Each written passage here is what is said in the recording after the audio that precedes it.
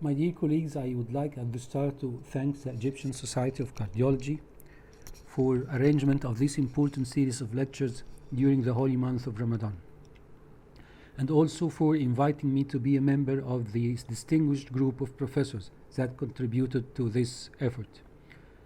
As this holy month is coming to end, I would like to wish you all that God accept your prayers and your good deeds during this month, and I would like also to wish you a happy Eid, inshallah.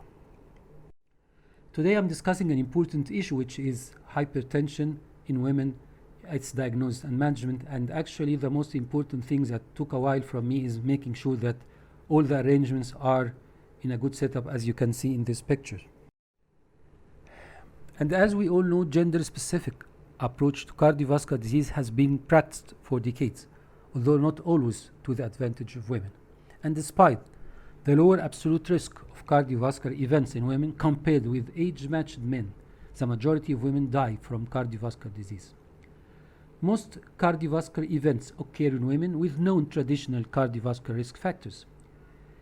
And improving risk factor management in women of all ages, therefore, yields an enormous potential to reduce cardiovascular morbidity and mortality.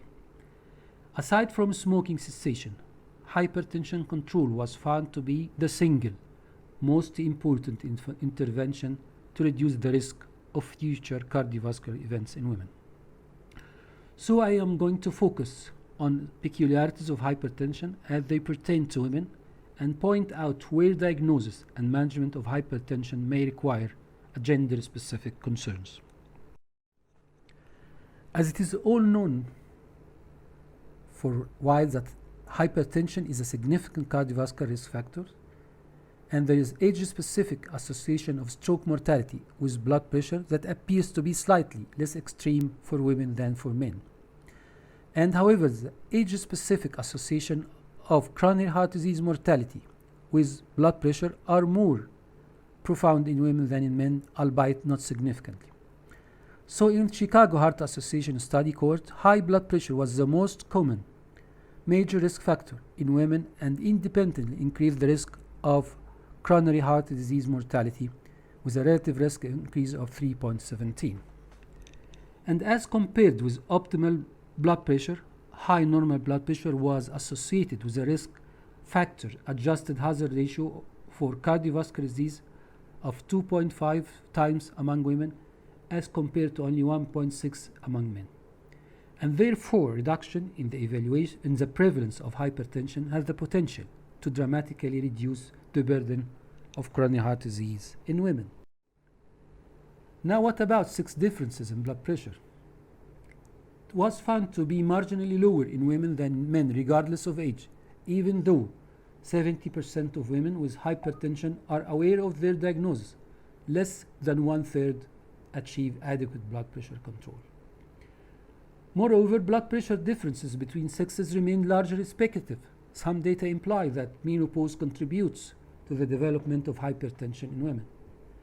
So in animal studies, gonadectomy resulted in an accelerated development of salt-sensitive hypertension in female animals, indicating impact of sex hormone on renal salt handling.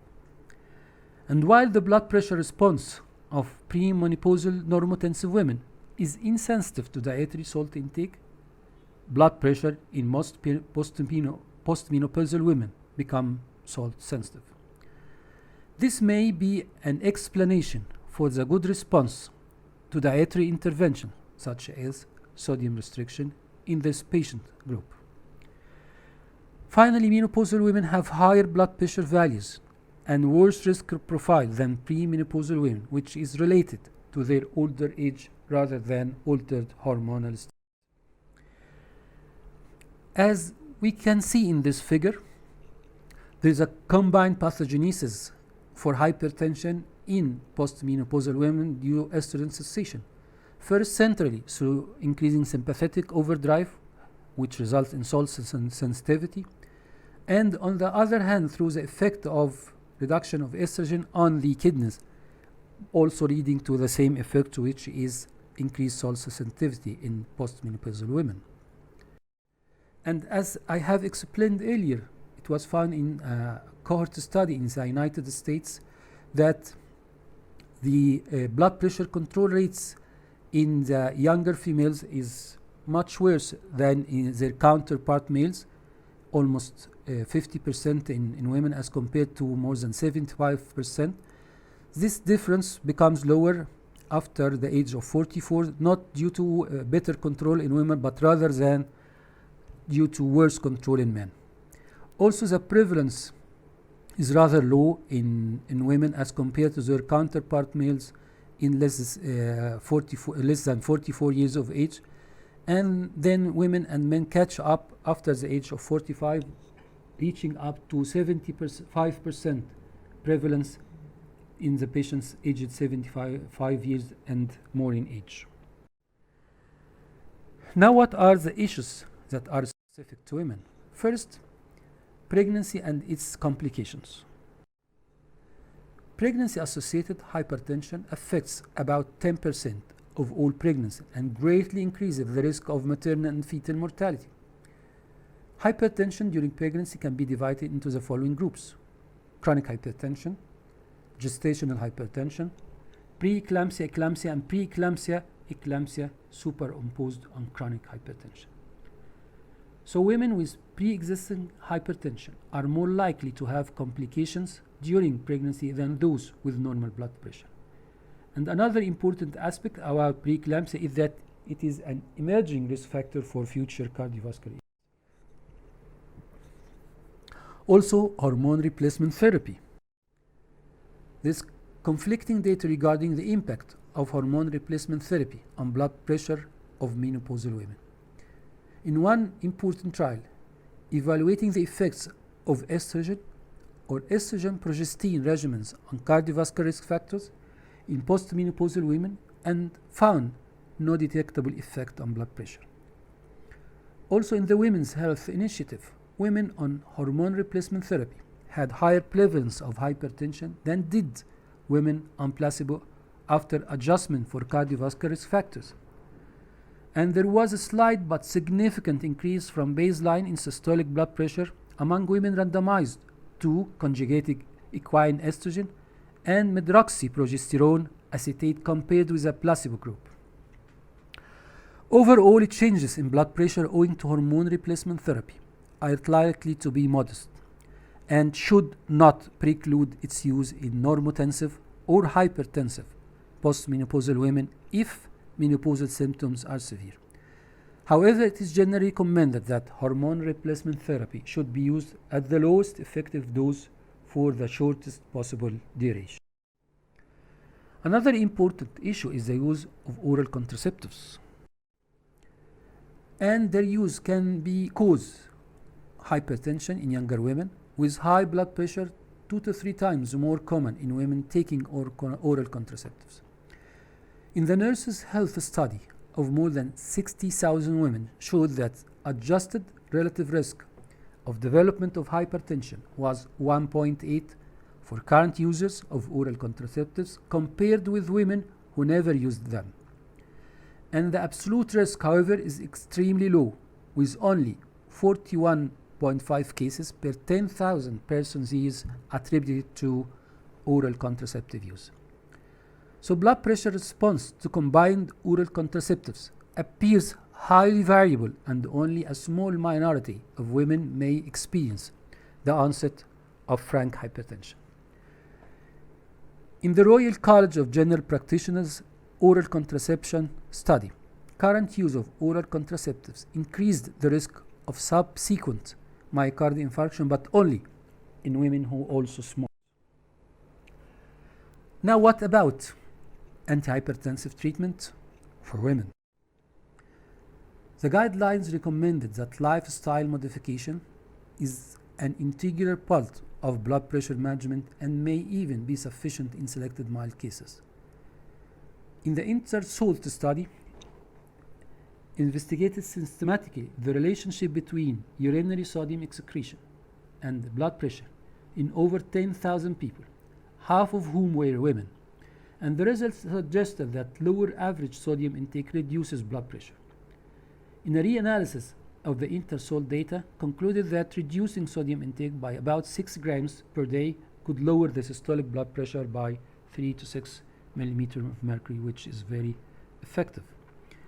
In population studies indicated that such improvement in average systolic pressure levels could substantially reduce the rates of major cardiovascular events and mortality. In a Cochrane review, however, could not show that simply advising patients to reduce sodium intake was associated with fewer cardiovascular events, even though a beneficial effect on blood pressure was observed. Also, in addition to weight reduction, physical activity, dietary sodium reduction, and moderation of alcohol consumption, the GNC8 endorses that DASH diet should be implemented in patients with elevated blood pressure. In the blood pressure lowering treatment trials collaboration, it provides convincing evidence that women respond to antihypertensive drugs similar to men. And gender continues to have an important role in individual risk assessment, but it need not otherwise influences decisions about the need for antihypertensive therapy, the intensity of blood pressure reduction, or the choice of drug class. Also, special consideration may dictate treatment choices for women. The first-line treatment for women who develop hypertension while taking oral contraceptives is clearly stopping the oral contraceptive pills and switching to a different form of control. Also, we all know that ACE inhibitors and ARBs are contraindicated for women who are or plan to become pregnant because of the risk of fetal developmental abnormality. The threshold to initiate blood pressure lowering treatment during pregnancy are 100 systolic, 160 millimeter systolic, or 110 millimeter diastolic pressure. Below this threshold, treatment must be individualized because current evidence does not support more aggressive medical interventions. As we all know, methyl dopa and dihydroprotein calcium channel blockers are among the recommended antihypertensive in this situation. Also, thiazide diuretics are particularly useful in elderly women because their use was associated with decreased risk of hip fractures, probably by reduction of urinary calcium loss. In addition, thiazides appear effective in reducing the risk of a stroke in elderly women. The biochemical responses to drugs may be gender dependent, with women more likely to develop hyponatremia or hypokalemia, and men more likely to develop gout in response to diuretic therapy.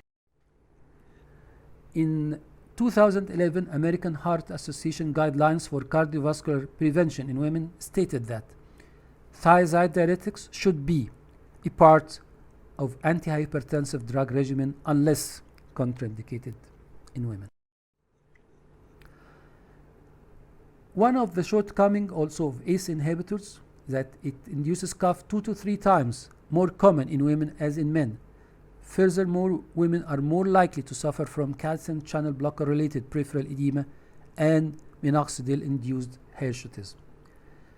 Centrally acting agents, beta blockers and thiazide diuretics, may sometimes be associated with sexual dysfunction in women as well as in men. The combination therapy with multiple antihypertensives at submaximal dose may be more effective in blood pressure control while reducing the incidence of side effects linked to higher doses of single drug. This is, of course, implies to men as well in women. My dear colleagues, now I come to my take-home message. Hypertension is underdiagnosed and undertreated in women. Elevated blood pressure has a stronger impact on coronary heart disease mortality in women than in men. And the rate of cardiovascular events in women is very low when blood pressure is optimal. The reduction of hypertension prevalence in women has the potential to dramatically reduce coronary heart disease burden in women.